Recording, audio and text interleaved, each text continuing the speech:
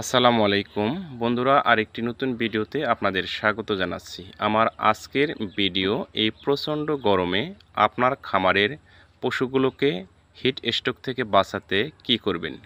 বিশেষ করে যে সমস্ত খামারি ভাই বোনেরা কুরবানির ঈদের জন্য গরু প্রস্তুত করছেন, তাদের জন্য আজকের এই ভিডিওটি খুবই গুরুত্বপূর্ণ।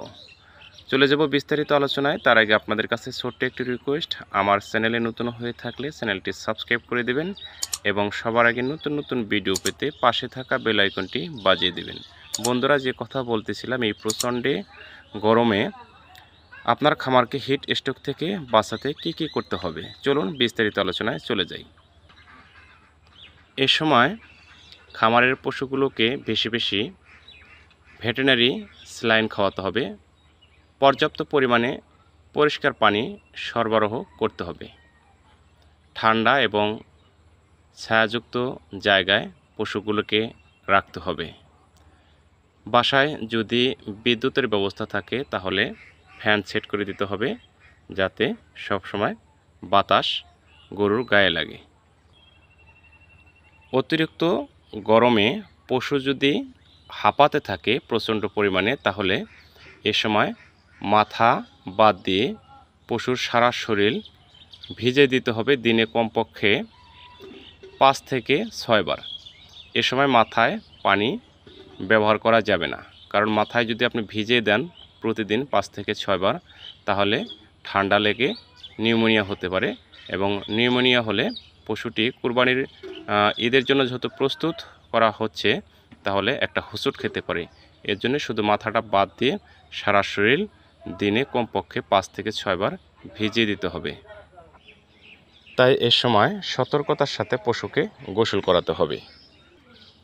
অতি তাড়াতাড়ি পশু মোটা তাজাকরণের জন্য যে সমস্ত খামারি ভাইয়েরা ব্রয়লার ফিড খাওয়ান বা হার্বাল সিরাপ খাওয়ান বা ইউনানি সিরাপ খাওয়ান, এই সমস্ত খাবার অতিরিক্ত গরমে বন্ধ করে দিতে হবে।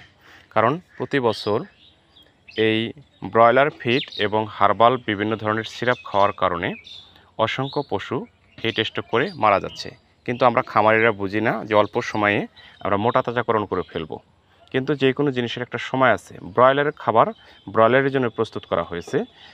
ব্রয়লার যদি আপনারা 1 মাসে মোটা তাজাকরণ করেন, সেই হিসেবে গরু মোটা তাজাকরণ করতে চাইলে সেটা হবে না।